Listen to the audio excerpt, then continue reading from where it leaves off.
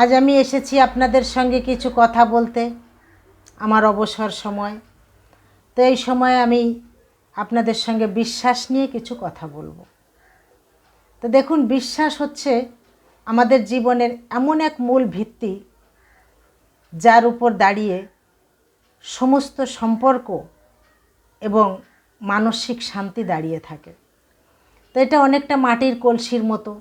কলসিটা যেমন দিনের পর দিন তৈরি করে, তারপর কাঁচা অবস্থায় থাকে প্রথমে, তারপর শুকানো হয়, তারপর পোড়ানো হয়, কিন্তু দেখুন ভাঙতে এক মুহূর্তও সময় লাগে না। তো যে কোনো সম্পর্ক, বন্ধুত্ব হোক, পরিবার হোক, বিশ্বাসের উপর দাঁড়িয়ে থাকে। যেখানে বিশ্বাস নেই সেখানে শুধু সন্দেহ এবং দুশ্চিন্তা কাজ করে। অন্যের উপর বিশ্বাস করার আগে নিজের উপর বিশ্বাস রাখা অত্যন্ত জরুরি। এই নিজের উপর বিশ্বাসকে আমরা আত্মবিশ্বাস বলি।